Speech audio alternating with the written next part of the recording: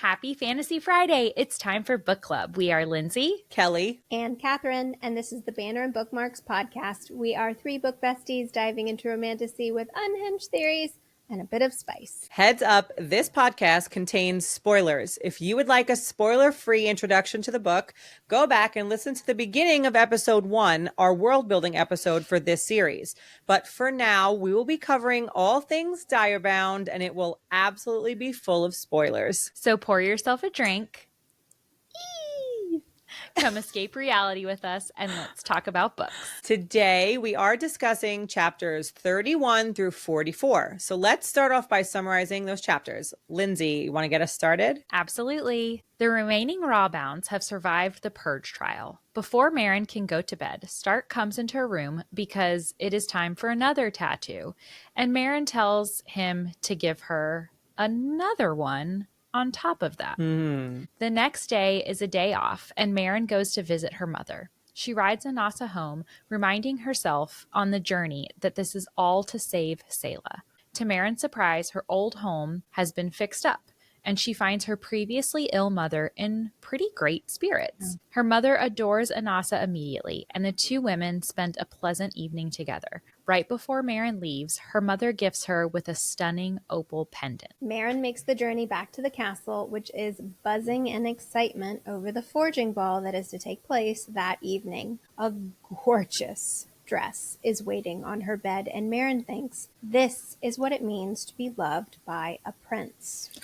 All of the Rawbounds make their way to the ball together for an evening full of food, spirits, dancing, and some particularly nasty members of the royal court. To save her from them, Stark asks Meryn to dance.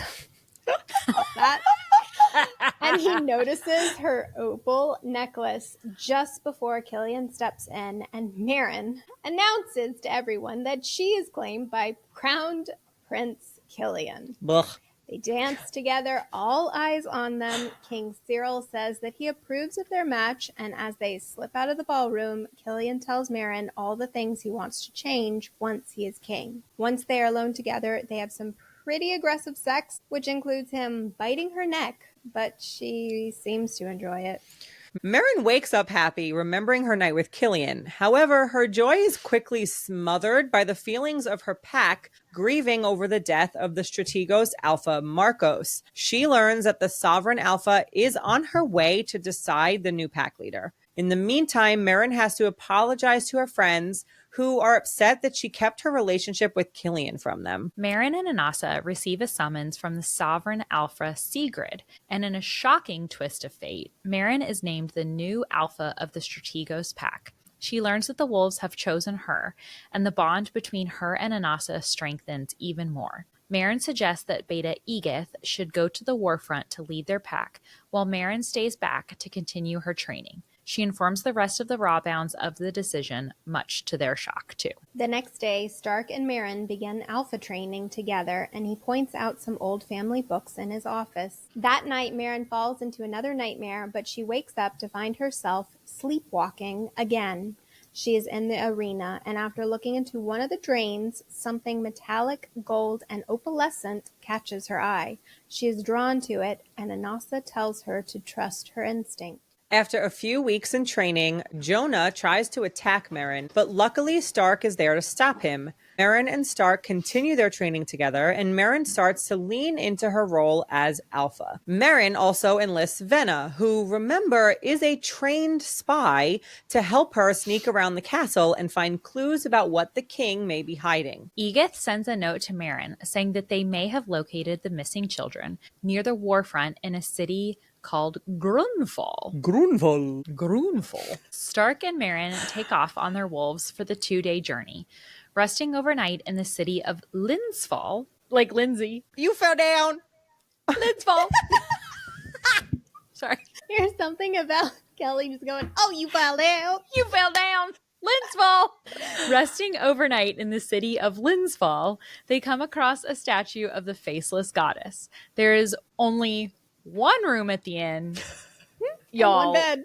and they stay there overnight. Yeah. They continue their journey to Central Command in Grunfall. After they are briefed on the situation with the children, they sack a temple where their intel says they have been hiding them. They capture a siphon and question him, but he knows nothing, and Meryn kills him in a fit of rage. Stark inks her new tattoo before they make the journey home. Talk about. At length. We're going to talk about it all. We're here to talk about it. This is a podcast. Before reaching the castle, Meryn asks Stark if they can stop to see her mother. Sadly, she finds her mother's former home empty, and Igor tells Meryn that her mother has passed away suddenly. Igor tells her that Killian has been helping with the funeral arrangements, and she goes straight to him. Killian consoles her, and then immediately asks her to marry him. No, that is the absolute worst timing ever, Killian. Like, who? Read the room, bro. Read the room. I was shocked that he did that. I couldn't believe it. I was not shocked. I'm pretty sure I literally wrote Through in the my book. this is the worst time. Really? Let's look it up. Yeah, I was like, chapter is it? excuse like me? 44? that 44. He would do something so atrocious. I was like, oh, of course he does this. Of course he does this. Makes right it about now. him. Makes it about him. Yes. It's awful. I hated it. I absolutely hated it. This is horrible timing. That's perfect. That is perfect. You are not in your right state of mind, lady, to be accepting damn bracelets that like to tighten around on you in a freakish way. Freakish way. Oh my God, the bracelet. You know. It's got a beautiful blood ruby on it. Oh, I like that voice. Do that more. I don't know where. I liked it. It was a moment thing, darling. Let's go back to the beginning of chapter 31. So Meryn has just survived the Purge Trial after Periel was one of the ones that was killed, which that's a whole other piece of it that made me very... I was like, it felt like justice, but I was like, oh, it's sad to me that this feels like justice. Like, I didn't love it. I wasn't sad. You weren't. Yeah. No. She was the worst, but I was like, she was a bitch and I she don't. found out. Yeah, Yeah. exactly. We are cut. I didn't care enough either way. You know what I mean? Like it didn't. I was just kind of like, okay, she died. Yeah. I didn't take joy from it. Like if Jonah had met his demise, I would take joy from it. I was like, there she goes. And I kind of felt like she died because of him. Like he was the reason. So anyway, so then Stark comes to her room that night to give her that tattoo in memory of killing Periel because she's the one who made the decision. So let's start there. Yeah, so this moment is actually one of those that afterwards I was like, because when she asked him to give her the second tattoo, it's in memory of the nabber that she just killed. Yeah. But when I first read it, I thought it was in memory of her dad. And I was like, oh, that's kind of sweet because her dad died in the war. And tattoos are meant to memorialize the people that you've lost. And so I don't know why I didn't put it together. And it's like 3 chapters later where she's like, oh, I got this tattoo in the memory of the nabber that I killed. And I was like, oh, you're so stupid. I was thinking for a second you were going to go on some unhinged theory about she killed her father. I'm like, wait a minute, what? No, I just thought it was memorializing her dad who died in war. And then I forgot that literally a chapter before, like 3 pages before, she killed a motherfucker. Yeah, she sure did. Forgot. It is here, though. I think in this chapter, in this moment, we're really starting to see that she's accepting her life as a true bonded. She says, I can't be ashamed of what I've become, even if I'm still not sure I like it. Being ashamed would cheapen everything I've been through, every death I've witnessed, every life I've taken. So she's starting to come around to the reality that this is her life now. Well, I think the conversation that she had with Edith in our last set of chapters is like finally starting to sink in with her. Yeah. And like, hey, you're acting like you're not a bonded, but you are. Like, you need to accept this. So I think it's finally getting to her. You know, she made a decision to have someone else killed, and I think that probably flipped a switch in her brain. Yeah. You can hide as much as you want until you make a strategic call in war, and it's on you. That's on your hands. Yeah. And it was probably a good lesson for her to learn. Yeah. Yep. To further her realization that it's like, we're not in Kansas anymore. But he did say so many times during this exchange, princess. Yes. And I finally just had that light bulb. I was like, wait a minute, he's calling her princess a lot. And I was like, because until this point, I didn't realize he knew anything. I felt very confident Anassa knows what's going on. Yeah. What's going on. But this was the first time where I was like, wait a minute. Anassa means queen, and he keeps calling her princess. Does he know something? Like, yeah. He Rereading it, it's so good. And as you guys know, because I've been texting about it all day, the Direbound audiobook came out today, and I've been listening to it all day. Is it great? Oh, voices. you guys. Is it dual? It's dual. So wait, So does good. he only do Stark's voice? He does all the male voices. He does all the and male he does, voices. and he changes up his voice. Like the king's voice is different. It's like kind of slimy sounding. It's good. Is Killian a whiny little bitch voice, please? No, it's different than Stark's. It's not as deep as Stark's, but That's right. The whole reason I brought this up is because when he says princess, he does it so good. It's like you can tell that he's like struggling. Like it sounds sarcastic, but does it sound sarcastic? Like you can tell that Stark is trying really hard, and I loved it. Like he like acted it out, I think, really well. He can't say anything. Can't like say holding back, like he's holding back. Sarcasm. Right. Starkasm. I love it. Oh, this is also the first time she feels any attraction to Stark. Like, let's put a pin on this moment. Until this time, she has quite literally considered him an enemy. And then she just has a moment and she rebels against it. She doesn't want anything to do with this moment. She's like, what the fuck was that? Doesn't like it. Yeah. But finally, I feel like we're getting to this chunk of chapters is our turning point in the book. Yeah, We're totally. going to have to start talking a lot more. Yep. Words, not grunts, not snarls, not stares. And her utzes are going to start coming. Yep. Yeah. Well, and also I think her relationship with Anassa starts to change. Yeah. That too. Here too. So there's a lot of change And that's her happening. friendships. Yeah, absolutely. Yeah. And I noticed that too when she rides Anassa through the streets, and she has this kind of moment that really changes her perspective on the bonded.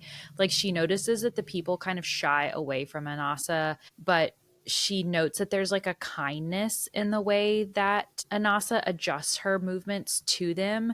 Like she really has no desire whatsoever to frighten them, and people don't realize, like they just see her as this big bouldering giant wolf. Yeah. But she's actually, you know, shying away and changing and going different ways and like changing her pace in order to not scare the people. And I think that's really beautiful. Yeah. You know, and I love that Meryn notices it. Yes. And she like starts to feel ashamed for her thoughts that she had previously had towards the bonded and towards these wolves, like thinking that they were just brutes.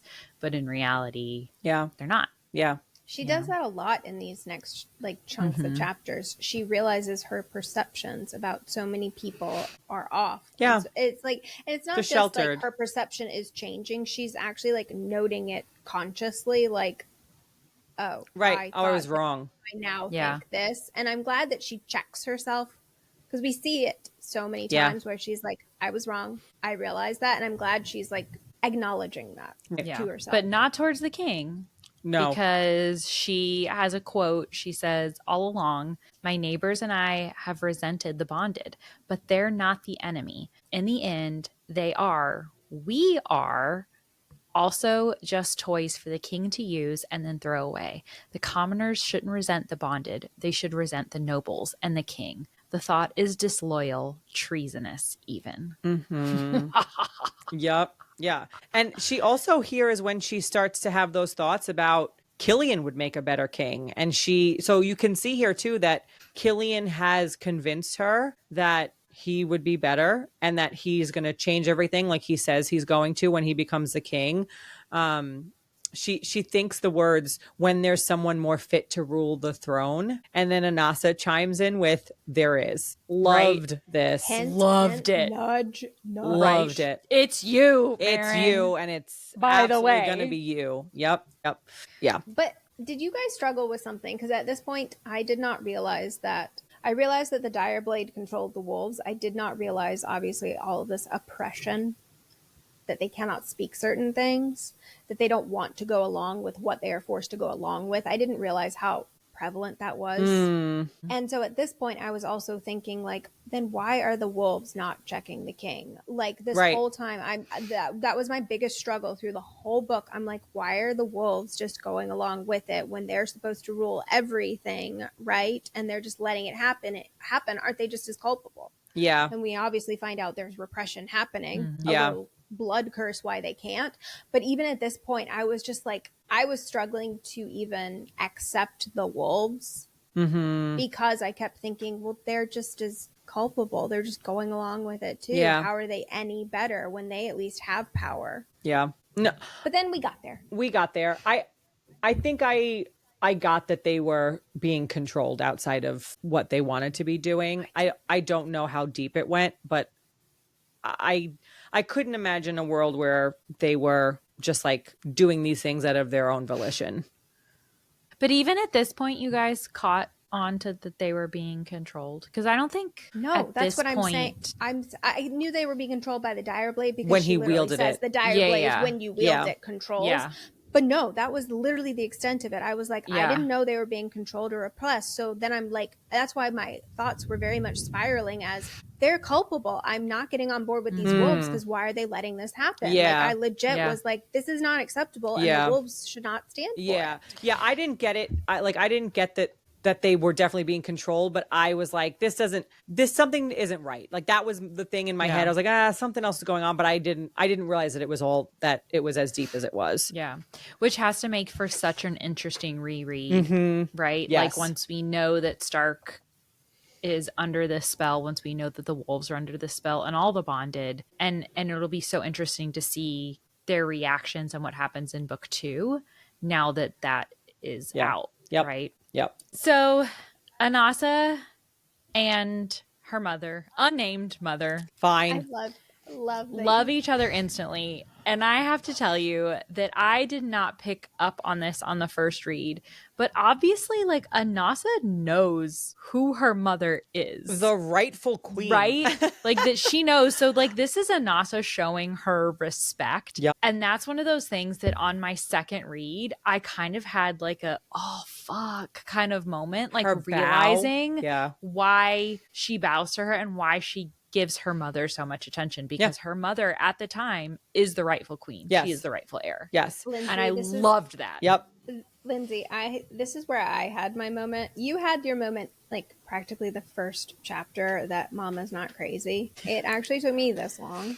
This is where you picked it up. This is where I finally was like, oh, because I was like, her mother doesn't really deserve respect. But then Anassa made a point of saying something to the effect of, I bow to those who deserve give respect where it's due. Yeah. Yeah. Mm-hmm. And so this was the first time I was like, oh, so the mom's probably not crazy, is she? Like, I mean, I knew so like she's like Meryn's always getting these visions, and I know Meryn's not going crazy, but I don't know for why it didn't click for me that the mom, I know they were having the same thing, but then I was like, I still was thinking mom is still crazy. Yeah. And this was the first time I was like, Catherine, mom is not at all crazy in any capacity.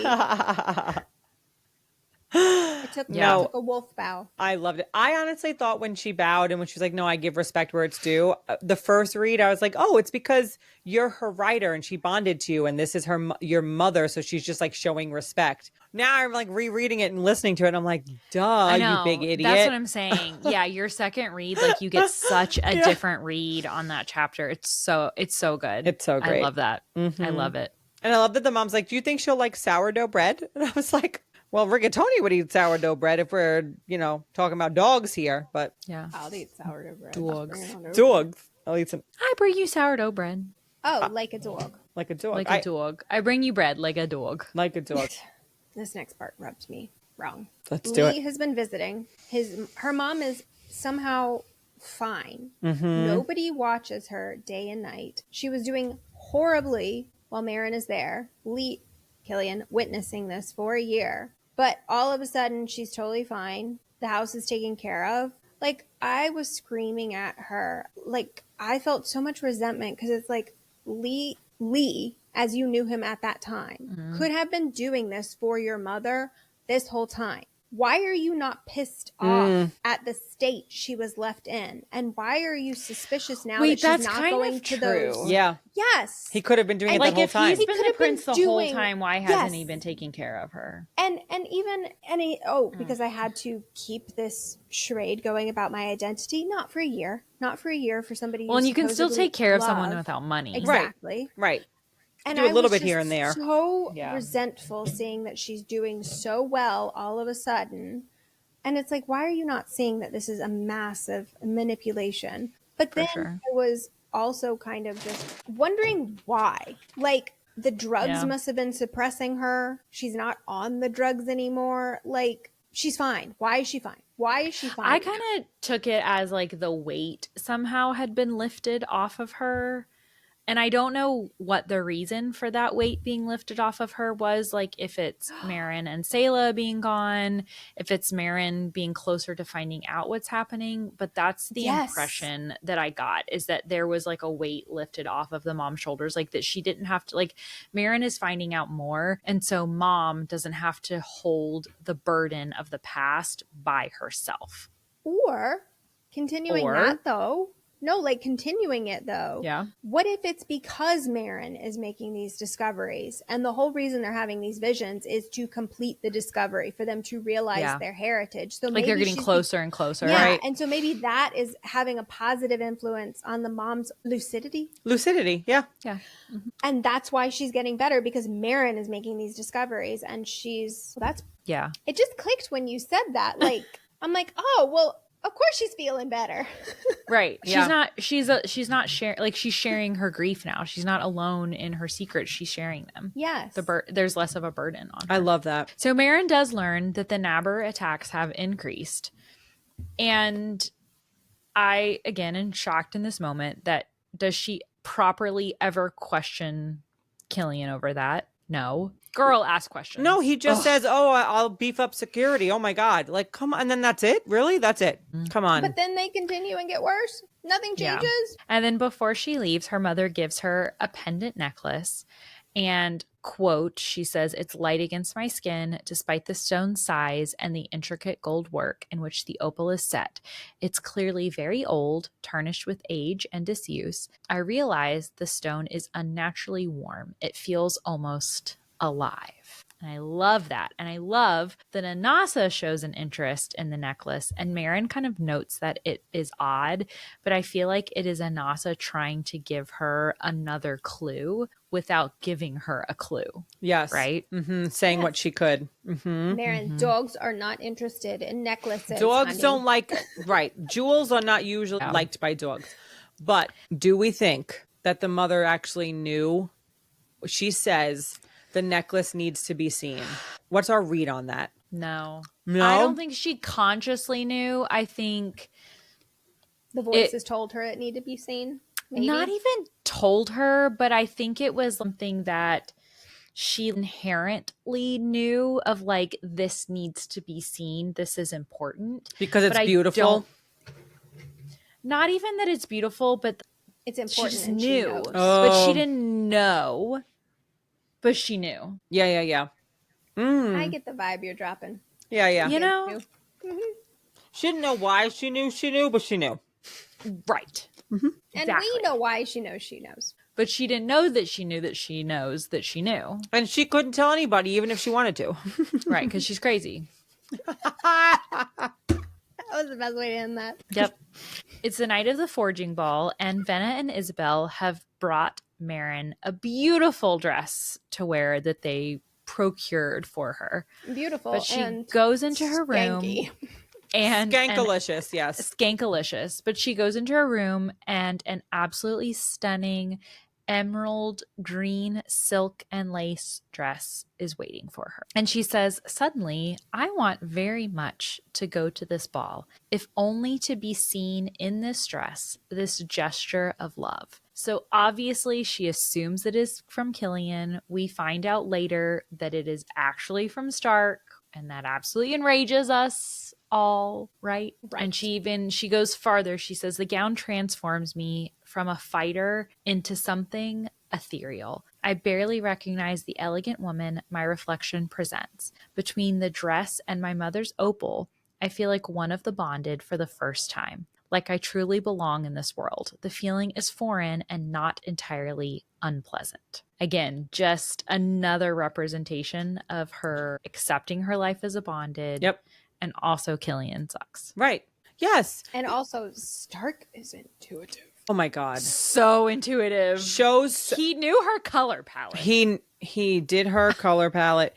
He treats her green. in secret like the queen. Here's why I love him so much. He does not need the glory. He does not need her to know that it was from him. He just needs her to feel beautiful and look worthy of who she is. And he doesn't care if she knows that it was him or not. That's why I love him. Yeah. And in one of the best Like moments. he's not getting credit for it at all. And he doesn't try to. Yeah. And in one of the best moments, he gets down on his knees. Hey now. Not yet. What do we think about Audley, the king's companion? Like, are we all equally disgusted? At her treatment, yeah, but yes, she's basically a prop. She's a prop.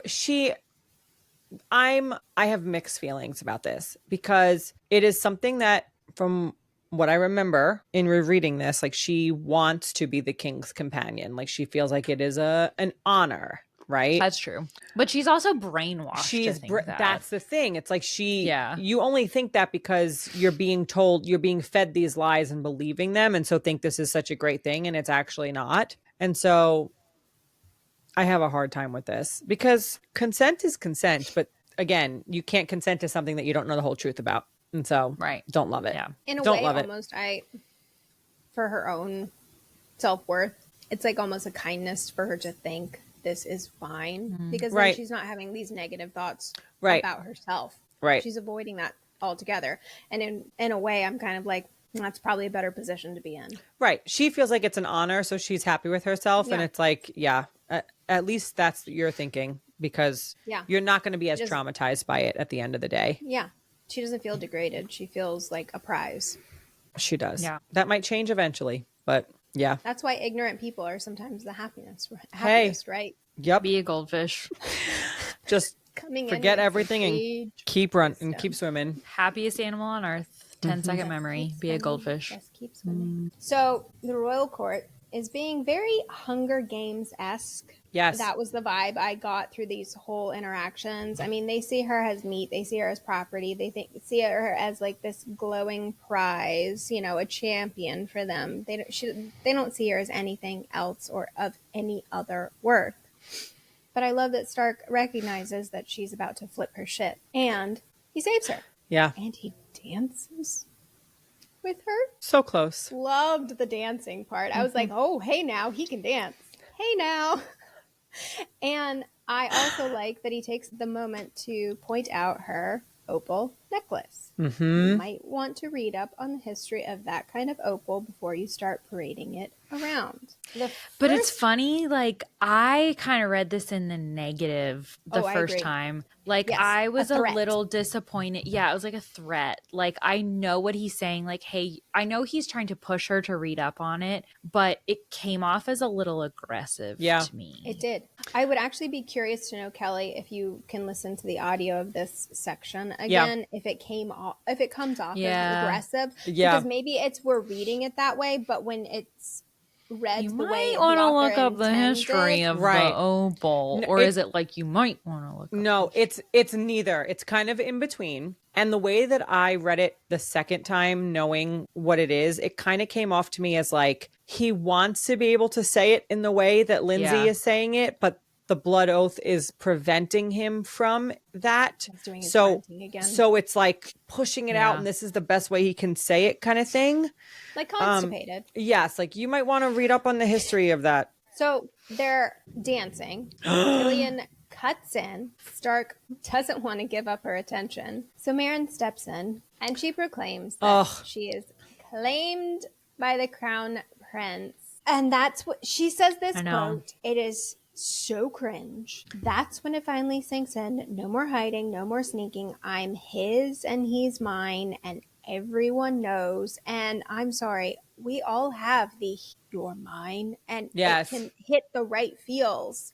But Yeah. it was so cringy. I No. was Yeah. like, no. I was like, shut up, girl. This is embarrassing. It was. And I will tell you, the audiobook did this so well because it came off like a childish, I'm his and he's mine, and now everybody knows it. Like, it was very obvious that you wanted to be like, oh my God, shut up. So it was so good. I Okay, good. just It's like listened to it this morning. performative. Yes. It's like performative, but she doesn't know she's being performative. Yes. Ugh. You know? It was annoying, but great. It was done really well. Yeah. And then after that, like, Killian introduces Meryn to King Cyril, and this quote was so strange to me. Like, his response to her is, Killian, your choice is acknowledged with due approbation. He gives me a smile of kingly satisfaction. Be honored, Meryn Cooper. Like, I don't know, like, the wording of that is so strange. It's so weird. Like, that's what you say? Yeah, it's... Am I reading this wrong? Right. It was weird. It was so weird. I was like, who are we? I mean, obviously he knows who he is and who she is. And so I guess what else do you say in that moment? Not due approbation. That was such a weird word. I was like, that was a $20 word that had no meaning. Actually, now that I think about it, if he had, because at this moment he still has the siphon. What's his butt siphon in him, who is old as crap, right? So maybe it's the siphon kind of speaking through and using like old language word choice. Because remember, their eyes can roll back and the other one comes forward while the other one gets passive, right? Because they're sharing, obviously, a body, and they're sharing their active and passive consciousness. So you're right. What if it's the old dude? Maybe it's coming him to the forefront. That would explain the word choice. Yeah, I think maybe that's what I'm landing on. Yeah, I just got there. I like that, but that's it's weird. Podcast. Either it's weird, yeah, yep. And then Killian says again that he wants to change things around here. You can't. I wanted to believe him. Out I of know. your damn city. Yeah, I believe that he. So here's the weird thing. You believe in what he says. I believe he believes. Yes, I believe that he wants to change things. That he thinks his dad is not doing the right thing. Like that whole speech that he gives Meryn at the end. We haven't gotten there yet in this podcast, but I believe that he believes that. I believe that he thinks that he can change things, and that the things that he wants to do to change things are going to be better in his definition of what is better. And he is just so misguided and just so wrong. I think I said this in an earlier episode, but he is the kind of evil that scares me more than any other kind of evil, because he doesn't understand just how wrong he is. And he thinks he is justified, and he's not being malicious. I believe he truly believes in his cause and is like, no, but this is the only right thing to do. And this is how we're going to do it together. And so I don't think he's full of it. I think he believes that he's correct. But what is even scarier is Meryn agreeing with all of these things and all these conversations, because the assumption is that they're having, yes, he's saying like, oh, I want to change things around here, but they're having longer conversations that we're just not seeing in our point of view, right? And she agrees with it. Yeah. But also think is manipulation, right? Yes. He's manipulating her. Sure. But think about, and I'm not excusing him, okay, when I bring this point across, I'm just saying he's also being manipulated by his father and a 500-year-old siphon as well. So it's like he probably believes these things himself because this siphon has made him believe these things will happen himself. So he's probably full of it, thinking this will happen because somebody's just telling him it will happen, even if it won't happen. So he probably just is believing these same delusions that are all sparked by this one siphon. Yes, I love that you picked delusion. He is delusional. It is absolutely delusional. It's not purposefully manipulative. It is, I think he wants to win her over to his side, and his manipulation is based in no, I need to woo you. I need to make you believe in my cause because I believe in it so deeply. Not to like pull the wool over your eyes, but like to convince you that we should fight this together in my weird way. I like that. I love that word. Yes, delusional. It's delusional. Well, then they go after this gross, cringy display of claiming each other love. to go have sex. It is so possessive. I remember one time she's like, I tried to turn my head and he pushed me down. Yeah. And I was like, whoa, like, come on, like alarm bells are going off. But yeah, she seems to enjoy it. And so I think it's genius by the author because you don't even know how to feel. You're like, well, it's something's off, but clearly she's okay with this. Like, what's going on? And I think because of that, because I went into this very blind with this book and I didn't second guess things, I was struggling to be like, how bad is Killian? Is he just like not my choice? And that's it? Or I couldn't tell. So kind of genius, but really awful scenes. Awful. Yeah, agreed.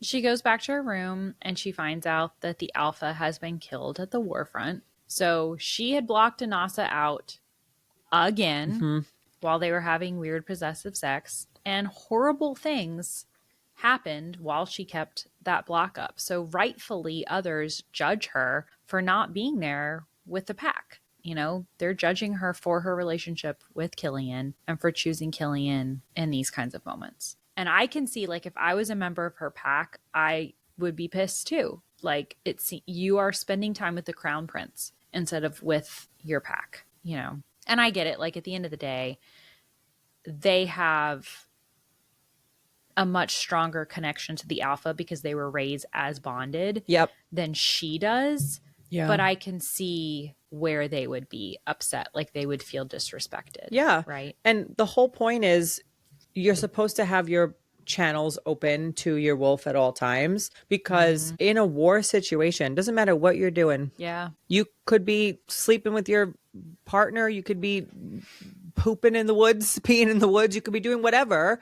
And if something is going down, you need to get up and go. Yeah. And so the fact that she's like, oh, well, I'll just deal with this later, or like, I'm going to block you out, and like something big happened. It's like, you can't let that happen. You're bonded now. It's not, you don't live only for yourself. You live for your wolf and you live for the pack and the bond. And so I got it. I was like, yeah.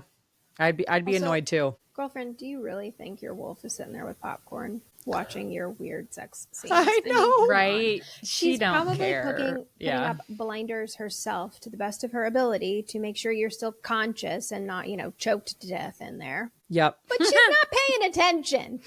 Yeah. She doesn't care. She doesn't want to be bonded and listen to this, but like, it's not all about you, basically. She thinks everything is the center of her. Right. Yeah. Right. Absolutely. And then this is actually one of my favorite lines in the whole book. I think it is beautifully written. She says, Anassa's continued fury burns down the garden Killian planted in my heart. Isabel's tears salt the earth. I just think that imagery is stunning of the grief that these people are feeling despite her happiness in that moment. But when you think about a garden and tears and salt and the earth, like it all comes together. It's all part of the same whole, but in such fractured pieces of it. It's beautiful. Yeah. A plus writing there. Totally agree. Sable. Thanks, Sable, for giving us that. So then the Sovereign Alpha is coming back to discuss the situation with the king, while the dire wolves pick a new Strategos Alpha. And don't forget, the Sovereign Alpha is Stark's mommy. Yep. Mama Stark. Mommy Stark. Get out now. Can I kick you off the Baby Stark. No. I tolerate all this Tart. Jamie Tart. Jamie Tart. Jamie Tart. Jamie Tart. Jamie Tart? It's from Ted Lasso. No. Jamie Tart. Tart. God, I love Jamie Tart. I'm surrounded by idiots. So she starts to mend her friendships. And I agree again with like Isabel and Venna are absolutely upset that she has kept her relationship with Killian from them. 100% agree with them, right? You didn't tell us. Like, you're mad at him for Yeah. not telling you who he really was. Yeah. And yet you're not telling us who you really are. Yeah. And I love that she thought they were going to be mad at her for something else. Like, oh, you abandoned us, whatever. And they're like, no, we're just like, we're supposed to be friends. We're your friends. Right. Come to us and tell us these things. We want to be able to support you. And I fell in love with them even more in this moment because I was like, they're truly friends. They're not mad at her for the stupid decisions she made. They're mad at her for not letting them in and being like, we want to help you along this. Like, we'll probably tell you to go make a stupid decision with him, but we want to know that that's what's going on. Yeah. You know, I love them. And for this. Do you want us to enable you? Right. Yeah. Yeah. Very good friends. That is a good question to ask your friends. But she basically is like, I've never had a friend. I didn't know the etiquette of friends. I gave her a pass on this one because when she's literally like, I've never had a friend, I was like, okay, I'm not going to be hard on her for that one. Yeah. She doesn't know how to have girl talk. I know. She doesn't know the thing exists. It's kind of beautiful too because it's another example of her accepting the bonded as more than just these terrible people. Like, she's actually seeing like, oh, actually, they're really good people and better people than maybe some of the... She didn't have friends back at home. Who did she have? She had Igor. She had Lee, I guess, but that was really it, right? She fought everybody. She had her family. But she's like, oh, the bond, like, they're actually really good people. It's just another example of it. Yeah, I was going to say, it's literally another example of her accepting that she's a bonded too, you know? And Anassa says, prepare yourself. And then the two of them are called before the Sovereign Alpha. And I have to say, I really love the moment of Anassa like swishing her tail on Meryn. It was like a little handhold, like, hey, you're not alone. So sweet. I thought it was so sweet. Yes. Yeah. Absolutely so love it. And we get this moment, which is the first... No. I was shocked. This is not my first shock because I was shocked when we found out that Killian was Lee, but I threw my book down. Yeah. When this I one really read got me. The Strategos direwolves have convened and chosen their next leader, Anassa. You are the new Strategos Alpha.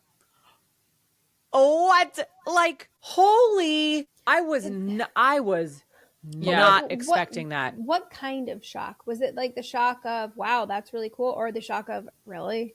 Because my shock was like, really?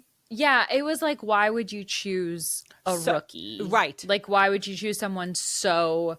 But then I was the like, more are you think kidding about me? it, like the more you think about it, obviously we know that there's something more to her. And also... And they know. The Sovereign, and they know... And the Sovereign Alpha knows who she is. So it's not like she would try to stop them or like talk them out of this moment because everybody except for her knows exactly who she is. Yeah. Well, wolves plus these two humans knows exactly who she is. I think I accepted it more because of how powerful I could tell Anassa was from the very beginning. When they were talking about, when they get up to the top of Mount Wolfsbane and they're like, oh, that's Anassa.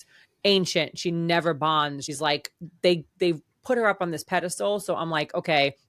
I was like, wow, why would they do that? She's still in training. She knows nothing. But I think she's a shit student. Right. Like, oh my God, I can't believe this. But I was like, oh no, Anassa, like, it's because Anassa is so great. And obviously there's something between the two of them, but I forgave it because of Anassa, but I was shocked. I was shocked. But even Anassa herself says, actually, they chose us as a pair. It's not because of me. It's because of you as well. So she actually kind of shoots that down pretty instantly. And I'm like, okay, that's what we're going to do then. Yeah. And there's a quote to support it too, Kelly. She says, gazing upwards, I look into her yellow eyes. Suddenly, it's like another wall has flown open in my consciousness, one that I didn't even know was there. A vast library flows through it. Ancient knowledge passed through the direwolves, given only to the leaders of each pack. Reach for Anassa, hoping for comfort. Some wisdom and encouragement, perhaps, considering she's the one who's truly been chosen here. Instead, I'm plunged back into that endless ocean of suffocating knowledge. It presses on my mind like waves against a shore, threatening to drag me out of the sea and drown me. How do you guys feel? about this? Did you think it was too easy? Like, oh, she now gets this amazing alpha data dump of power. That was I loved really it. nice little bow there to tie this up so that we can speed things along. I loved it. It was a little bit too fast, quick, easy for me. Yeah. Well, I feel like Yeah. she has all the data, but she doesn't know how to parse through it. So it's like not usable to her. But I kind of loved this imagery of like, you are now the alpha and like your mind is now opened up to all of this history behind you. So I liked it. But if she would have also easily been able to like manipulate the data in her head and be like, oh, I know all these things now. And I would have been like, meh, too easy. But the fact that she's struggling with it makes it more plausible to me. I do like the fact, though, that, I mean, she's like stumbling over herself and embarrassing herself in front of the Sovereign Alpha, but she finally collects herself and says, let me make an intelligent decision. And she decides to let Beta Egif go to the war front, let Meryn continue her training. And even the Sovereign Alpha was like, that is a very wise decision. Yep. Yeah. Good job. And I'm like, finally, girl gets a fucking gold star. She's been making so many bad moves. Yeah. This is finally a good one. Yeah. And it shows why she should be in the Strategos pack, right? Like, right. Yeah. That brain, that cunning, that, decision making is here we go, Yeah. And then, I mean, Anassa says, just to kind of push the point home, that it's not just me who was chosen. The other direwolves chose us as a pair. A direwolf's individual ability is meaningful, but even the strongest among us is weak without a paired rider to guide our powers. And I love this part because I got like old mama vibes here. It's like, or like grandma vibes of, you were born to lead, girl. Whether or not you believe it is of no consequence anymore. You must, so you will. And I was like, yeah, you were born to lead, girl. Yes. Yeah. Yep. Love it. Agreed. Anassa is like this little feminist queen. The whole book. I feel like she's like the fact that she was like, no, I'm bowing down to your mom. Like I always got this like regal, like women don't take no shit from her. And when she said this, I was like, I love you. And I'm still at this point doing, not knowing that she's going to eventually become the queen. So I'm still feeling this. Kelly. Do. Oh, she's such a nice little dog. Nice dog. Nice giant dog. And then like new alpha power unlocked. Anassa can speak into everyone's minds. That's convenient. Love that for you guys. And when she yells at them, quiet! She like immediately uses to shut everyone up and support Meryn. Good job, Anassa. Finally. Love it. Okay, side note. Is anybody else glad that she, in her head, says, I'm going to stop having sex with Killian and focus on my damn training? Yes, thank God. Like, finally, I don't want them having sex anymore. I'm so tired of it. But I was also like, yes, please, can we concentrate on your freaking training? Go to be with Stark now. Your pack, your training, your alpha. Fuck the little princey boy later. Or not at all. Or never. Fuck him, but don't fuck him. Right. Fuck him off. Yes, very happy with that. Go get into that training. Spend more time with him. Professor Stark. And I love that when she goes into his office, I love the feel of his office, by the way. It immediately made me books everywhere. Yes, I was like, wait a minute. He's got a library? Okay. I knew Lindsay would love this. He's got a library. Does he annotate books? Because that's kind of cute. Lindsay was in. Lindsay was all in. Do you have a reading nook? Right? He did. His whole office is a library. His whole office. And she keeps seeing books out of the corner of her eye as they're talking. And I love that she's like drawn to these books. She's like, I keep noticing these specific books. And I don't know if you all read it this way, I'm assuming, but it's like they're literally drawing her eyes to the books. Like, come check me out. Come check me out. Like, come find me. Yeah. Like, I loved it. Absolutely. Red sign here. Red sign here. Yes. Yep. Yes. Well, she even says, like, even now there's a shiver of energy along my spine when I look at them. So, and she even refers to him as almost alive. Yes. So absolutely, they just are like the opal. She said the opal was almost alive. It's like people are trying to speak. Someone's trying to speak to her through all these inanimate objects. Yep. Mm-hmm. And she has this moment of fear. Like Stark like comes at her, and I liked at the time, like he's clearly being told by someone, back off, because Anassa like perks up, acknowledges what is going on. And I'm starting to feel a lot more of Anassa backing her up in moments when Meryn does not ask for it. Like, she quickly shut it down and he got off her. Like, I just like the fact that Anassa is paying a lot more attention to quieter moments where she can support her. And I feel like I'm finally feeling like their bond is truly growing in times like this. And finally, made a point of the page number after 384 pages. Dark's grunting and staring and growling is finally at an end. He talks all these words. So eloquently. Happy to hear Talks all these words. Finally, we get full-fledged conversations between Meryn and Stark. They talk about trusting him to teach her, using him for her to grow stronger, helping him fill gaps in her knowledge, and humor. She had a funny little quote here, and she's like writing down all of the things that she can work on. And she says, or he looks at her and he's like, what are you writing? Work on my glower. It's like, funny. I'm like, they're having moments. They're having Loving moments. it. Yeah, really They're flirting. cute. Really They're cute, flirting. flirty. Yeah. My little slow burn heart is going. Yeah. Stark actually talks about the books that she's seeing too in the library and gives a little bit more information. And on the second read, my brain was like, oh my God, he's telling her exactly what to do that I didn't catch as much the first time. He says, quote, those are books that have passed through my family line, he tells me. His expression is unreadable. They are not mine to loan. But if you find yourself drawn to any of them and happen to pick them up while I'm not looking, I won't be able to stop you. Wordsmith. Bitch, listen. I'm sorry, I'm so close to the camera right now, but like, how can someone tell you, if you were to look at these books on your own, I wouldn't stop you? How would you immediately not go look at those books? I would be like, done. I'm done. What is it? I would be like, there is something in that book that I'm not supposed to see, but you want me to see, but you can't tell me that I need to see like, it. how? But his That's like being wordsmithing. like, hey, your Christmas presents are hidden in the garage on the 5th shelf unwrapped, but don't look at them. Right. I'm obviously going to go do it. Okay.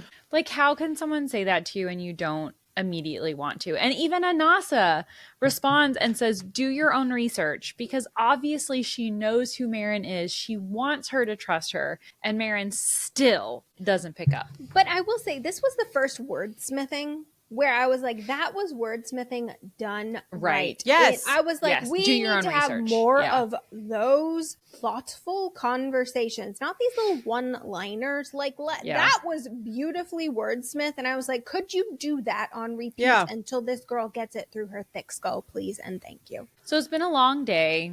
So she goes to sleep. She gets woken up by a nightmare. And this time she realizes that she has been sleepwalking. And I know we talked about this in the last episode, but there's more mentions of the shadows in her dream and around her. When she wakes up, we all feel like these shadows are very important. And this time she wakes up and she's in the arena. Okay. And she has a quote. She says, the usual disorientation that takes me during these episodes is absent, replaced by an unsettling clarity. So she can feel how important this moment is, right?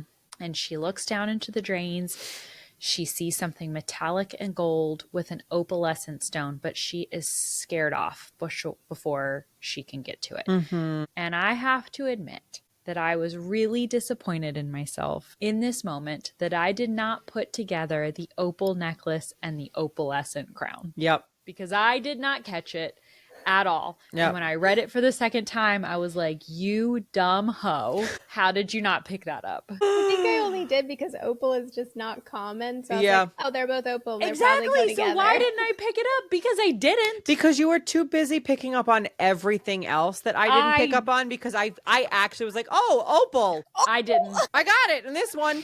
But you were picking up on all the other things. Didn't even occur to me. I love that. Literally the second read, I was like, you are an idiot.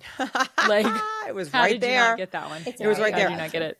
Going back to the shadows, I know we talked in our last episode about what we think they are. We like some of us have said like maybe it's her innate magic, things like that. I have a new theory that I'm wondering if the shadows are not necessarily her power or someone's power, but it kind of feels like her ancestors, like something about the magic of her ancestors, like the queens who should have been, like all these women in her life who have kind of gone crazy.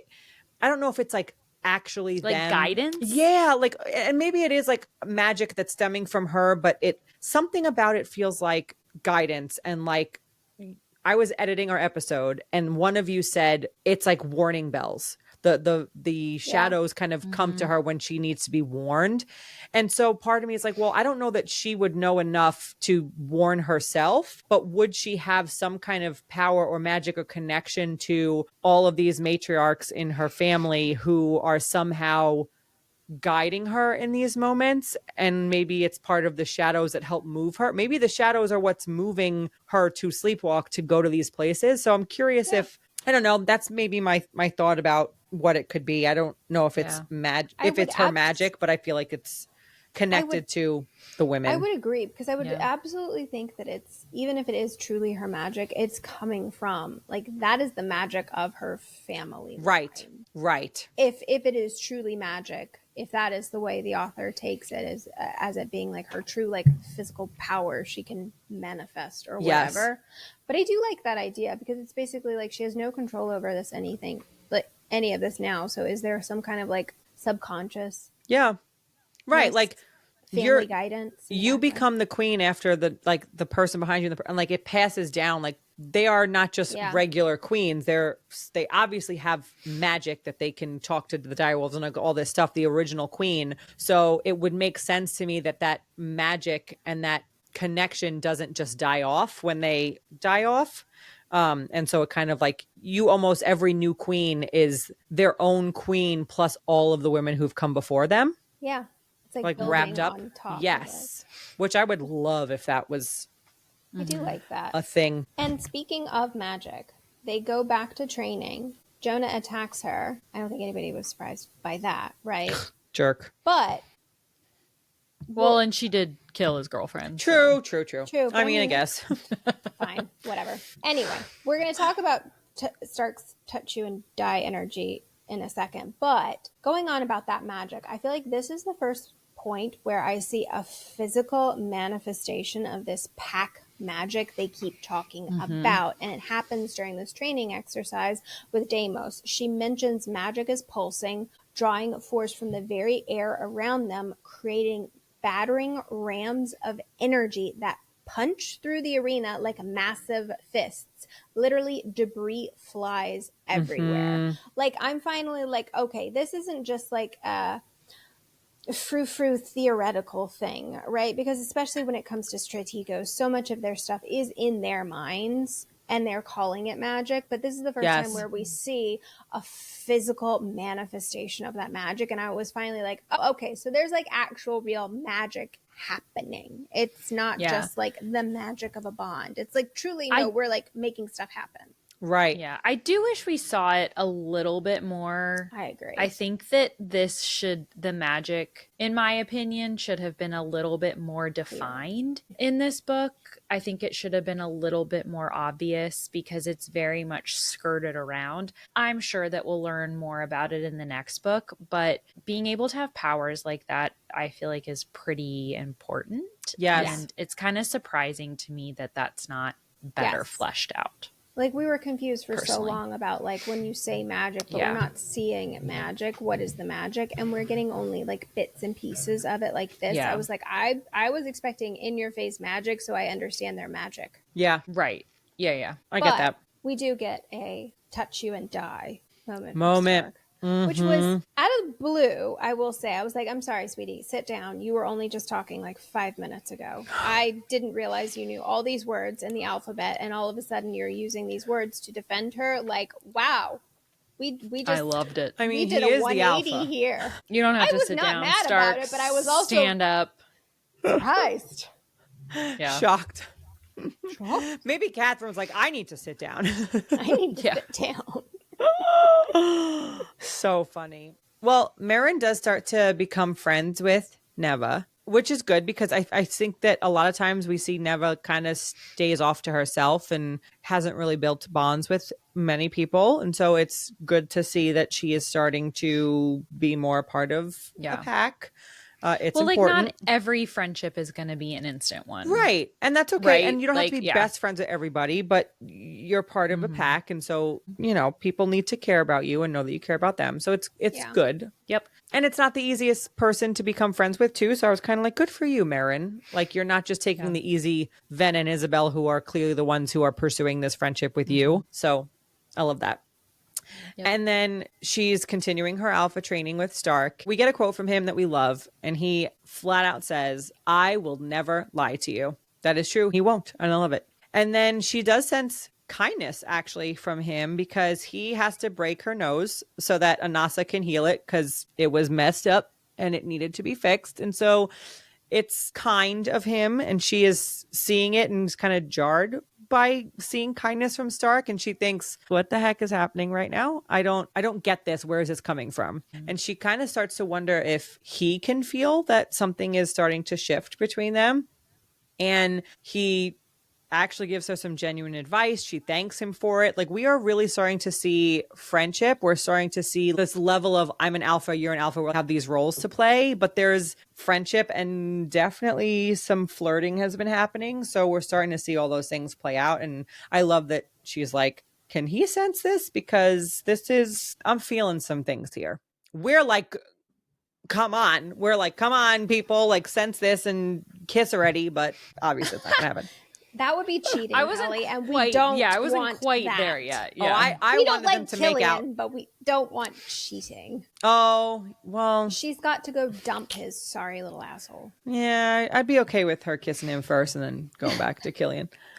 But I do like that the author is showing this happening over several weeks. Like, yes, it's like I needed those. I was okay with the time jumps because she gave us enough of these like interactions during them. But I was like, we needed to show time jumps if you're going to show these like changes. Yes, like she says, it's not insta love. Yes, like she's been training for Stark 4 weeks. I think she mentions that this is happening over like an entire month-long cycle. So it's like if you're training with him day in and day out, it's like I'm believing this. I can buy this. Yeah, okay starting to let their guards down with each other, spending more time together. It makes sense. Yep. And I mean, they had one interaction, and my little slow barn heart went just like, oh my God. Because, like, they end up in a compromising position. She beats him in their little sparring session for the very first time, and they're both very shocked that she is on top of him.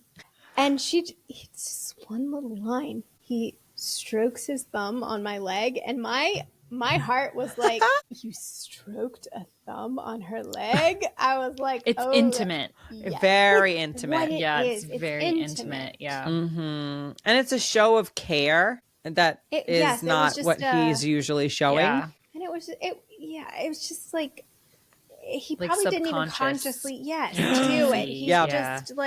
He's just like happy to have her in this great position, and he's like, this is nice. Yeah, love it. But then the opposite actually happens, and she goes back to her room and she finds Killian waiting for her, and they have weird sex. Mm-hmm. And Meryn, this is the time, Kelly, that Meryn asked to be in charge. Yes. And Killian actually says no to her, which if I didn't have the ick before, this was that moment where I was like, oh no, this is absolutely wrong. Yes. And then afterwards, Killian says to her, the castle has secrets I'll probably never uncover. And it really like sparks something in Meryn. And so she goes to Venna, who is a trained spy, and asks Venna to start basically like looking around the castle and seeing what she can find that's out of place. Mm-hmm. Finally, guys. And yeah, I feel like this is the kind of the beginning of the end. Yes.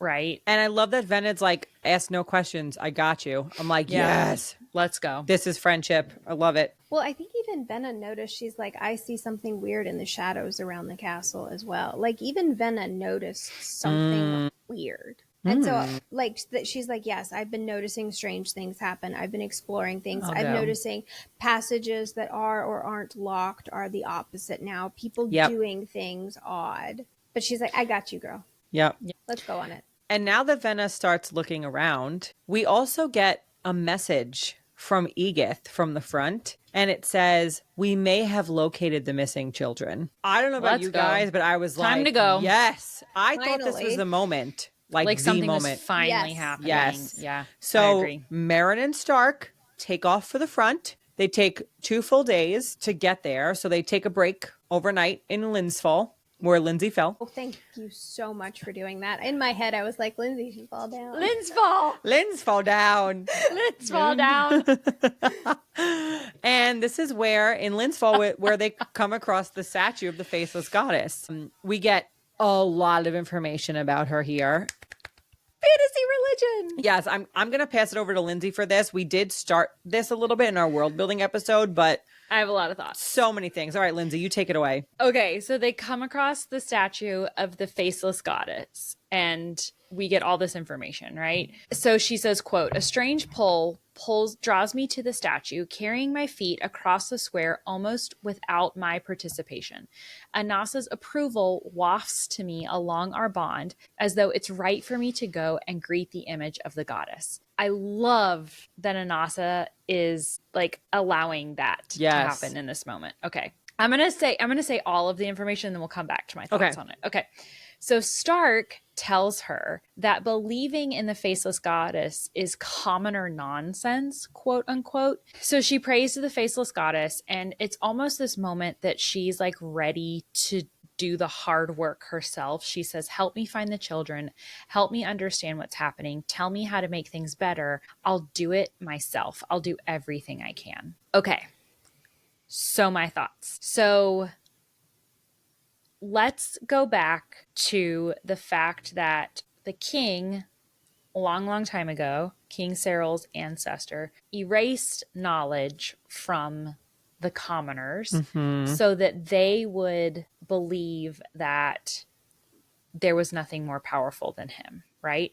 That is what the faceless goddess is. But the fact that Meryn is drawn to this statue, she literally says, a strange pull draws me to the statue, carrying my feet across the stair almost without my participation. It feels the same as when the statue of the former queen is calling to her in the castle. Yep. And in the palace. And in my mind, it's because they are the same. Yes. That statue in the palace would be a faceless goddess if the king had known that it was there and would have bothered to erase the face off of it. But he either didn't bother, he doesn't know that it's there, right? Or he's hiding it away from the people are going to see it. But I think any statue that exists of the faceless goddess are statues of the former queen, Kiara. And that's why Meryn feels the same pull to it as she felt in the statue in the palace. And I freaking love it. I think it's so good. And it's so as good. it comes to erasing history, like making a former queen into this mythological goddess figure was actually probably a smart move. It explains why these statues are around. You've just made her a deity, so people pray to basically an image that you have wiped from existence, a history you've erased. Yeah. He gave them something to replace it with, which when you're brainwashing an entire population of people, honestly, it was a smart move. And think about it. Of course, if there was a queen who was beloved as Kiara, who had these relationships with the wolves, there would be statues of her. Of course. Exactly.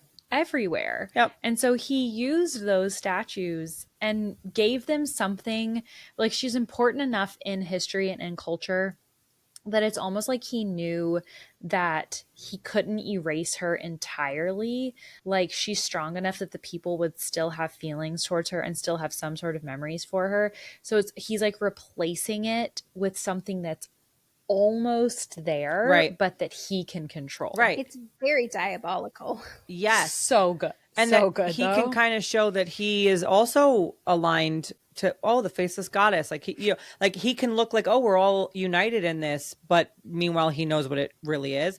I also love, Lindsay, that like you talked about like the pull to the queen mural in the castle. It's also giving me the vibes of like how she's pulled to the books and how she's pulled like all the things that are connected to her true identity are pulling her. And so I kind of love that she is being kind of told in every little corner. Pay attention to this. Pay attention to this. I kind of want to see actually in the book, in the map that it's in the front is actually a statue of the faceless goddess, which we Correct. talked about this. Yep. Oh, I was like, I wonder if she's wearing a crown, and she's not. I don't know if you can see it. Oh. But because I think we talked about this in our world building episode, how like the map is kind of spoiler-y after you know things about it, you know? And so we get the faceless goddess here, but she's not wearing a crown. Because I was about to say that would be huge, yeah. Because why would they want her to? Probably like because they like scrubbed her face. They probably scrubbed the crown off of her too. Yeah, for sure. But I don't know. I think those moments are so genius. I love that she exists outside of the city still. You know, like, so good. We are emotionally reacting to all of the manipulation occurring in this book, but it's done well. Like it's like almost a master class in how to manipulate people on an individual level, on a population wide level. Like there's a lot of manipulation that happens in this book. There's a lot of gaslighting, and it's kind of an interesting it's so prevalent of a theme in the book, which is not a very common theme, I think, in a lot of books. Like that kind of makes it stand out to me, just how much manipulation we saw here, you know? And people don't talk about small instances where gaslighting will occur and stuff. And this book is kind of really highlighting that, really. And then one room. I know. One room. So there's kind of two tropey moments here. One of them I really loved, and one of them I kind of didn't love as much. So they're in the tavern, and the bard sings a song about Stark, and he hates it, and it's about him and when he saved the city. I didn't love this moment. This is another moment that felt very derivative, and there's really no explanation. Like the moment was never used. It's kind of used like, oh yeah, he's a good guy, see, but it's never explained enough that it felt justified to me. It's like it was thrown in. Yeah, but then, and I know we talked about this in the world building episode, but this is like one of my very favorite moments in this book, when we have one room at the end and we all know the one room, one bed trope, and she completely ignores it. And I think it is absolutely genius that she's really like, funny. You think that that's what you're getting, and then nope, no, you're not. Oh, she wakes up the next day, pack up, let's go. So good.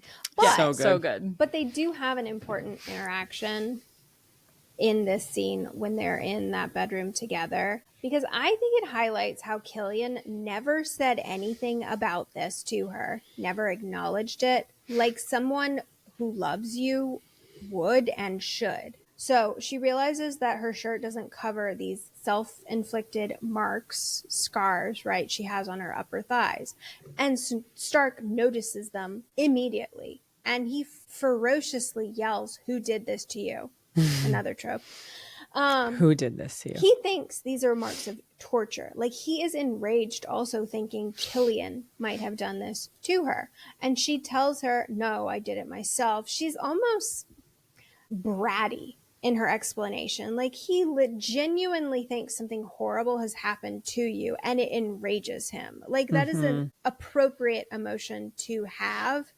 And like, he stumbles back, his face flashing with surprise, then a string of emotions that stun me to my core. Confusion, then understanding, followed swiftly by horror. Or is it pain? I thought that was such a powerful moment for them, because it's like, if she had all these scars, Killian has never brought this up. He's never thought about what emotions she was going through that would have driven her to do this.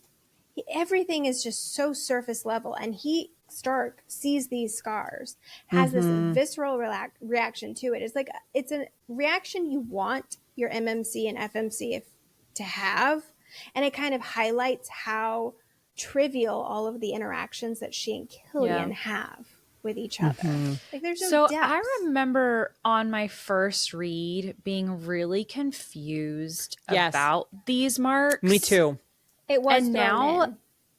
And now that we think about it again, do we ever get an answer did Killian give her these marks, or did she do them to herself? She says, I inflicted them on myself. And but I is she didn't just believe saving her. face? Yeah. I feel like she was just saving face. There's another scene, and I'm trying to remember it, where she does talk about this once again. It's very glossed over. It's one of those things that it's like, if you're going to put a scene in like this, you need to give us a lot more information. We need more. I remember thinking that exact same thing, Lindsay. Like, is she just covering for Killian? But I remember going back and looking at the previous sex scene, wondering if he had like hit her or scratched her, and he hadn't. Yeah. I think this scene's an important moment between them.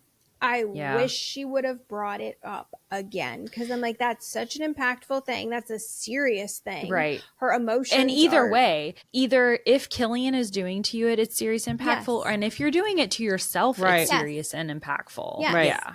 And so he noticed it. He notices it. Your love of your life, supposedly, never brings it up. Right. Yeah. There's something Doesn't wrong care with enough. your relationship. Yeah. Yep. Did you write Grunfall again just to be able to say Grunfall? No, because they go to Grunfall, but not Linsfall. Grunfall. Who's Grun? Why'd they fall? Grun. So after all this, they finally make it to Central Command at Grunfall. And there's an old religious temple there near the border. And there have been many sightings of children there. And when they're in Central Command, Meryn is shown a picture of their leader, Lucian Brightbane, and she notices that there's something familiar about his eyes. Making a note here, though, that in this moment, on my reread, I had that thought of like, is it because she's recognizing him in Killian? But Killian is not turned at this point. Okay. So she's only recognizing the familial likeness between the Brightbanes, because the Brightbanes and King Cyril and Prince Killian are all related. They're all the same family line. So she's just noticing the familiarity in their family line, which those have got to be some strong genes. Oh, yeah. 500 years later and your eyes are the same? Okay. Yeah. Got some strong But eyes. it is not because he is in Killian yet. No. But he is in the king, so that makes sense. Yes. Yeah. And Meryn watches Stark in action as they go raid the temple. Oh, yeah. And she is loving it. A+. Right? Wonderful. She's like, wow. And her interpretations of his actions have had a marked change in her, right? She says his aura holds none of the malice and impending violence to which I've become so accustomed. There's no bellowing of commands, no bloodthirsty gleam in his eyes. So it's like she doesn't realize how she's not just seeing him the same as she used to. Yep. You know, Yeah, everything's changing. Yeah. And it's almost like she understands the point to his brutality and who he is. It's like, oh no, he's just kind of badass and he gets it done.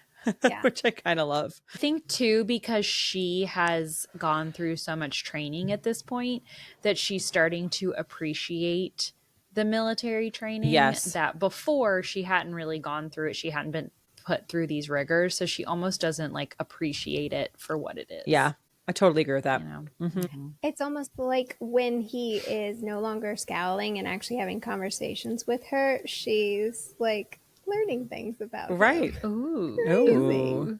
Ooh, you can really dance. Okay, so here is my question. Yes. There's no children ultimately found here.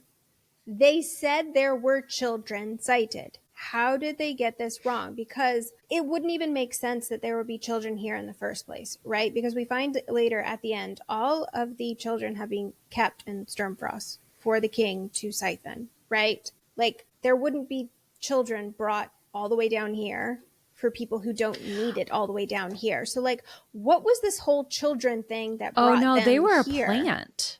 The king, I think I think so too. Explain it to me then. What was the goal of accomplishing this so that they could have time to throw kill her off? No, well, maybe, but also to just throw her off. Yeah. Like, if she really thinks and they're giving her proof that it is the siphons all the way in siphon country, then she's never going to get closer and suspect that it's literally happening underneath her own feet. Oh, see, because then when they didn't ultimately find any children, my immediate thought was like, no, it's only happening in your city. Like, at least Yeah, but I don't think Meryn did. I think you thought that, but we have learned that Meryn doesn't think. Think thoughts.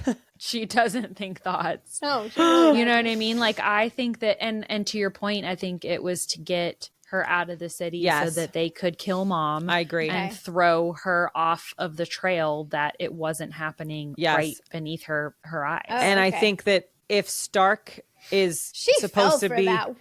she what fell a for loser. and She and did. so did She Stark did. because I think that they also needed to get Stark away, because if Stark is supposed to be protecting the crown, then technically he is on top of Meryn and the mother. And so if Stark is around, it's probably going to be a lot harder for them to go through with their killing of Mother. But Stark needs to get out of here and focus on the heir to the throne so that they can go ahead and do what they need to do. So I think it was getting them, throwing them off and getting them away. But I also don't think that, I don't feel like they were planning on Stark being there. No. I think He they chased wanted her to down. Yeah, he chased her down and was like, no, I'm coming with you. And so to me, it was almost like they gave them this gift of time together that they weren't fully planning on. Like, it's because of this trip that they got closer. Yeah. And I don't think that they were really counting on that. I like that. At least I like it. I like it. because I was like reading it the whole time. I'm just like, okay, but there's no children. What was the point of that amazing night together where nothing happened? Because listen, all one person had to say, hey, we found kids. And Edith and all of them would have gone crazy over that information. That doesn't mean that they saw them. It just means someone said, right, they hey, were we cited. saw kids. Right, Yeah. right. So we're going to pass that information. Yep. And they capture a prisoner. He has no idea about the children, nabbers, anything. And Meryn gets enraged and she kills him, which, okay, that's now time number 2. Yeah. You might want to keep that in check, girlfriend. Okay. Except everybody's approving of it, though. Like, Yeah, that's Anassa true. approves of it. Starks approves Yeah. I know. of it. She's becoming one of them, Yeah. for better or worse. Yep. So during this interaction with this nabber before she kills him, she notices shadows growing longer around the room. The shadows in the room, they dance, egging me on. The shadows at the edge of my vision pulsing into this insistent thrum. It's like the shadows fill me, consume me. It's just shadows, shadows, shadows. And all of those quotes are like over 4 different pages. Yeah. So it's like 1 page, shadow reference, 2 page, shadow reference, 3, 4, just constantly shadows. And I feel like now that I'm doing the reread, I'm feeling more that there's some magical power here happening. It's just too many references to shadows to just discount it. Mean And nothing. Right. To mean nothing, but I also feel a lot more comfortable now in my second reread saying that it's her shadows, not Killian's. Because at the first time I was like, I could not pick up if she was only having these moments around Killian or where he was at least in reach of her. And now I'm realizing it's happening in moments where she's truly very, very far from him. They're and connected to her. He's Yeah.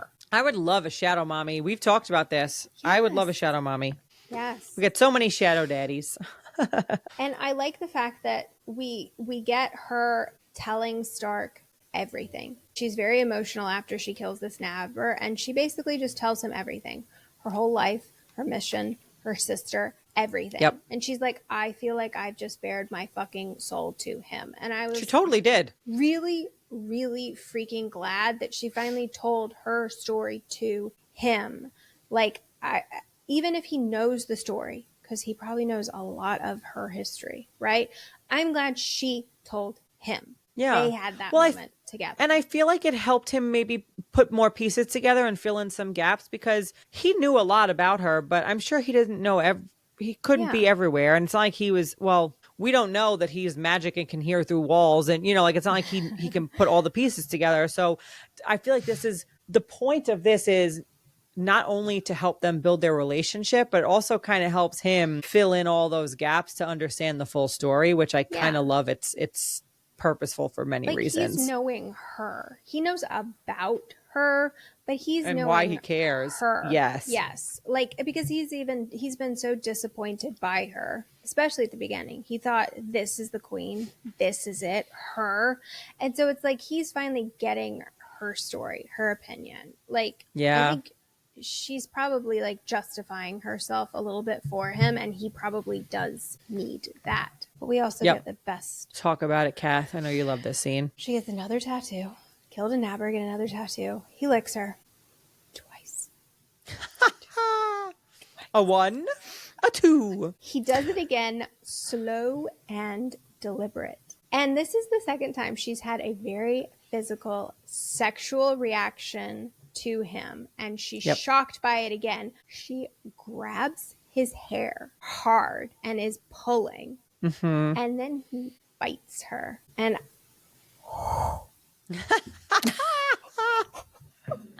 I was all about that scene. And then she was like, Team Stark comes in, ruins the whole moment.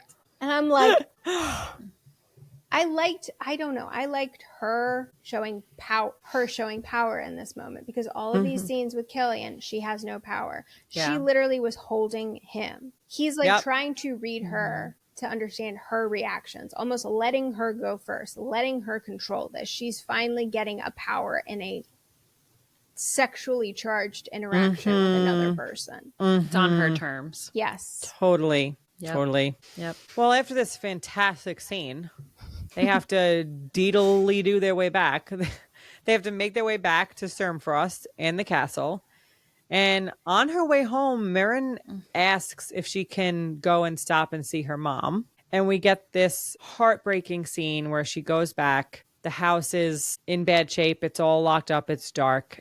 And she finds out that her mother, quote, had another episode and died. How did you guys feel? Dumb. Reading it the second time, dumb. Because I did not, I thought the sickness came back, or the delusions came back. Genuine. I thought she actually died. I didn't think that, I got that, like, nah, mental illness is not really a thing, like something else is going on, but I thought that it was a result of whatever this thing was that was happening to her, that she hurt herself. I really thought that it was because of the sickness. I did not guess that she was murdered.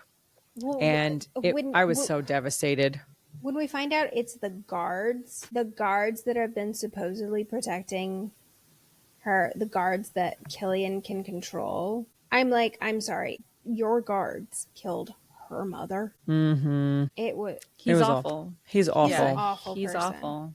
He couldn't even do it himself. Like, especially like pretending to take care of her. Yep. The whole time, and really is just like, keeping tabs on her. Yeah, exactly. Like, he does everything for the funeral arrangements, and Igor tells her, and Meryn hears that and runs straight into his arms. I know. Right? It's so awful. Mad. It's awful. And especially knowing now, like, he did it all on purpose so that she would be the rightful heir, and that he would have all this power when they got married. He needed to do this strategically so that the power would pass to her. To the mother, and it's from the mother to Meryn. And it's just so... Ugh.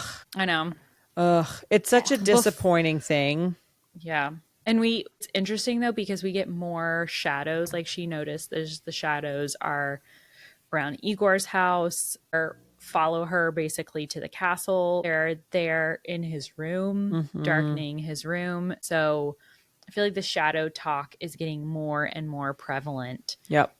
You know, as she's getting closer and closer to the truth. Yeah. But these shadows to me, I don't know. Metaphorical almost in this instance. Yeah, these shadows to me seemed a little like they're crouching, they're pulsing, they're following her, they're darkening. Like, they seemed ominous. They didn't seem as protective to me in this particular moment. Yeah. Almost like her emotions were controlling these types of shadows. And I don't know what to make of that. I will be really curious how the shadows manifest in book 2. And I feel like I will not be surprised in any way of how they manifest. Yeah. I think I would just like to know. Yeah. But I don't know if I'm solidly on either side, or I'll be surprised either way, you know? I read the shadows as her grief, you know? But it's got to be more. I don't know. It's got to be more than that, since if this was the first time we had seen them, absolutely. Yeah. But the fact that we've seen them so many times. Oh yeah, It's got to be something more than that, and I can't quite put my finger on it yet. Yep. And I mean, we have seen in other books, right, where they treat shadows as people like get very overly emotional and their shadows are like going crazy, dancing around the room or like coming out of them. So it's I could see her. I mean, she's literally just found this out. Her shadows are going crazy. It's emotional. Like her magic is also probably triggered to like her emotional state. 100%. Yeah. And then Killian literally has the worst timing. Let me be your family now. And proposes. Are you kidding? I can't believe it. And she says yes. But I do love that Anassa says, you aren't alone. You have me. And of course, does Meryn listen to Anassa though? But Sure thankfully, doesn't. she doesn't shut her out. I was really, really glad to hear. Like, Yeah. the days of shutting Anassa out are over. Yeah. But she doesn't mean she's listening to her. I know. Yeah. I know. And then I'm curious, like the quote from about her engagement bracelet, not an engagement ring, right? Killian produces a bracelet, a band of brilliant gold that catches the firelight blazing in his hand like living fire. It's 1,000 times more opulent than the simple silver engagement bracelet my mother wore. The band is made of elaborate gold filigree that wraps around dozens of small black diamonds. In the center is an enormous round ruby, red as fresh blood. She puts it on and it settles against her skin almost as if it's tightening against my wrist. So the description is beautiful. It sounds like a stunning royal piece of jewelry. Yes. And The also a black little diamonds. sinister. Yeah. And Yeah. the red And fresh the red. Fresh, not blood. Fresh blood. Fresh blood. Yeah. And then I do that imagery of like it tightening against her wrist Yes. because it is. Absolutely. We don't really learn it till later, but it absolutely is. Right. Yeah. And then she notes out loud. Her shadows are going crazy all around her. And at the end, finally the shadows disappear. And I only got this on the reread, but I'm like, did the bracelet in that moment cause them to disappear? So we know at this moment that he is not a siphon yet. He has not been turned, Killian. But the bracelet is just blood magic. There is still a And controlling siphon her. afoot, the king. So is the second she put it on, I feel like it's taking some of her magic already. Her power away. Yeah, maybe. I didn't catch that, but it's absolutely plausible. Yeah. I like that For as a sure. theory, like because it's controlling her, it's holding her down in more ways than one. And it's probably the way Yeah. he will control her magic. I mean, it's absolutely going to be the way that he controls her magic in the future. And I was like, oh, this is the first little inkling of what it's going to do.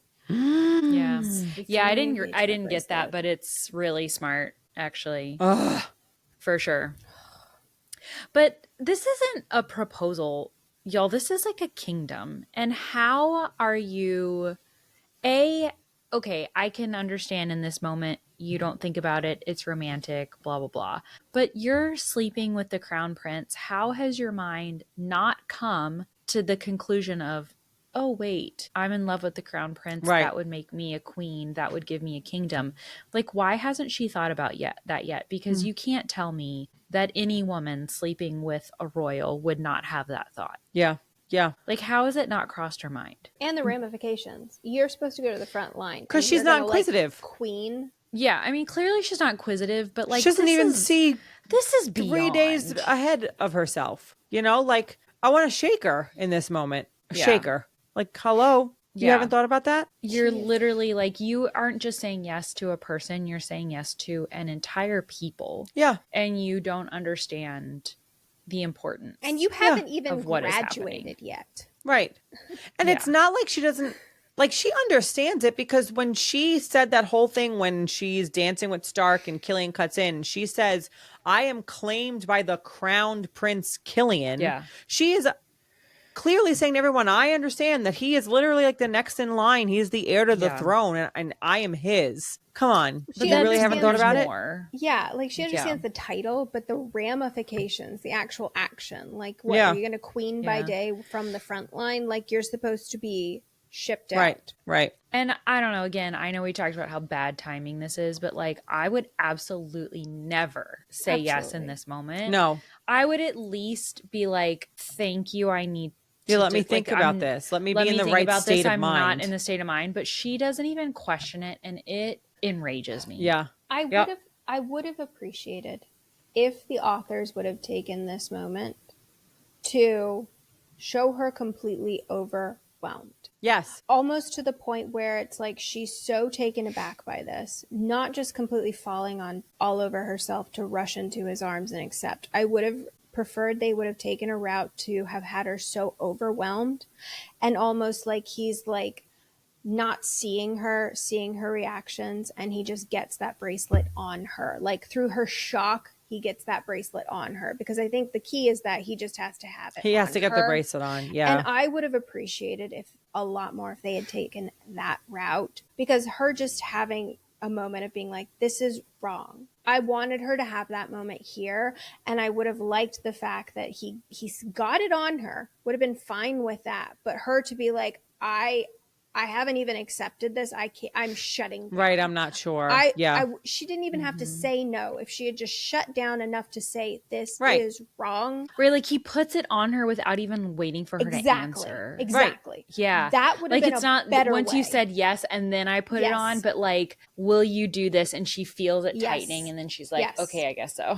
Yeah. Right. Very shortly after, and in the next episode, we see her questioning a lot of things. And I'm kind of like, this would have been the nice transition to that questioning without us basically being, you dumb idiot. Like, I would have preferred them to have taken this as her catalyst moment for like, something's wrong. Starting to realize, rather than her just having another flighty, oh yes, sure, let's get married. I love you. Because she came so far with her relationship with Stark, and you're starting to see all these things of her like maybe coming to breathe, like coming up for air, and then all of a sudden she goes, yes, your mother just died 20 feet back. Right. Yeah. Right. Yeah. I think I would have liked I think I've had a lot of fun with a lot of the decisions in this book up until now. This is the first decision that I was like, I don't like this as a plot point. Yes. At all. I appreciate, like you said, the fact that he has to get the bracelet on her. It's how he controls her. Yes. Do it in a way of, like you said, put the bracelet on me, like, will you marry me? And she's like, whoa, I don't know. Or like, I need time to think, like, and it's okay if I'm okay with her having conflicting, like, oh, I love him. This sounds amazing, but I'm overwhelmed. My mom just died. Like, let me think. I'd rather have that than her just stupidly saying yes. This is the first time that I'm like, you can't explain this character, like this flaw away to me. This is just a stupid decision, like and I don't love it. She's growing, and then you make her utterly stupid again. And it could have been literally, it would have been so brilliant to show Killian not even realizing her saying no. He's so swept away in his own narcissism that he doesn't even realize she hasn't given him an answer. Yeah. And I also would have liked this to have been the turning point of where there are no more intimate interactions between her and Killian. I would have liked this to have been that line in the sand, because she's already having wishy-washy feelings. And so I'm just like, the next sex scenes, I'm just kind of like, guys, can we move forward? Like, at what point are we moving forward? And it might have made the ending feel a little bit less rushed than it ultimately feels to me if we could have started building it back here. Like, she's questioning everything. She's got a bracelet on. She stops everything else. And now we kind of just phase to this next section. Yeah, for sure. To me, it is interesting, though, Kelly, kind of like going back to what you're saying, because I almost read it as this moment is a justification of the rest of her actions with Killian, because it shows like just how gaslit she was by him and just how she had no grasp of her own feelings because she was so blinded by her feelings for him. And so hearing her say yes in this moment, I feel like it would have actually been against her character up until now if she had said no or said, hold on, let me think. Yeah. Because we've never heard her say yet, hold on, let me think, or let me take a moment to him. I feel like although we want that to happen, I don't know. Yeah, I feel you're right. like It that's follows such an along with it, what she's it been. follows along with her story and her character. Yes, we want her to think that way. And we're sitting here shaking our books going, girl, what are you thinking? Yeah. But when you think about the progression of her character, it does kind of make sense. Because we're seeing her grow, but she's not seeing her own growth almost. Right. Yes. Okay. Yeah. I can see that a little bit more. And again, it's hard because none of us agree with it. We're all like, because we don't want it to be. Yeah. But just think about it from her character growth and her character arc at this point. It fits. It does if you want her to continue to not grow, like plateau. Like she grows, and then has a massive plateau. But I mean, But she doesn't grow with him. She grows With in Stark. her But with does she? Stark and Because her then- training. I agree Yeah. with But that. not with him. I agree with that, except then at the I don't like calling people stupid. And I had such a "you are stupid" moment with her here. And then when she's basically just given the answers at the end, she is basically told the answers by everyone. She's the complete lack of inquisitiveness with her character. A moment here where she didn't even have to question him. She could have just shut down, and that I would have accepted. I would have accepted her shutting down because of her mother, because then she's overwhelmed. I've lost Selah. I didn't find her. I just went to the front to go find her. I didn't. My mother's dead. I'm shutting down. That I still think would have fit with her character. She's just... As opposed to saying no. As opposed to saying no. She didn't have to say no. She had to shut down. I would have been fine with. And then the questioning to come. But just completely allowing it to happen, saying yes, and then having to be told all the answers at the end. I was just like, I don't want to call you stupid. Yeah. You're making it difficult. The stuff at the end, I'm a little bit more forgiving for, because I'm like, she's not inquisitive, but like, how else would you have known? How else would you know? It's a library book. Told. A library book in his amazing library that's literally like flashing and calling to you. Well, she finds. She does. She finds. Yeah, it. she just doesn't have. I think she just doesn't have enough time to figure it all out, kind of thing. Yeah, she's but sex with Killian instead. Well, yeah. I mean, she figures it out in the books. She notices. Yes, but like the most of it is basically she is talked at a lot at the end. And maybe, again, I haven't finished my second reread. Maybe when I get to those, I will be I think less it's just the curse part. Yeah. With her. Yeah. I think you're on your reread going to realize that she gleans more from the books and from the text than we realize. But it's just explained to her. Like, she knows that she is the bloodline. She knows that her mother, what happened with her mother. I think it's more of like, putting the final pieces, and like she puts all the pieces together. I hope that's how my second read is, because after the first one, I was basically like, you are literally told everything. You came to no conclusions. Yeah, but again, it kind of goes along with her character. She doesn't ask questions. She's not inquisitive. She's told about her relationship with her wolves. She doesn't even figure it out until someone tells her how to fix her relationship. Honestly, it's just how... Sable Sorensen, I mean, we all disagree with it. Yeah, but I know, like, we all disagree with it, but it is her character. Yeah. Sable Sorensen is right. Stay in school, folks. Ask questions. Stay in school, folks. Be inquisitive. Yeah. Yeah. I love it. Ugh. All right. Well, I guess that's where we're going to stop, huh? Yeah. A wild place to start, but it makes a lot of sense. And we're going to wrap up our discussion of chapters 31 through 44 of Direbound. Thank you all so much for joining us for book club this week. Next time, we're going to be covering chapters 45 through 58, which wraps up our coverage of the book. So be sure to join us for the next Fantasy Friday, and happy reading. Bye. Bye. Bye.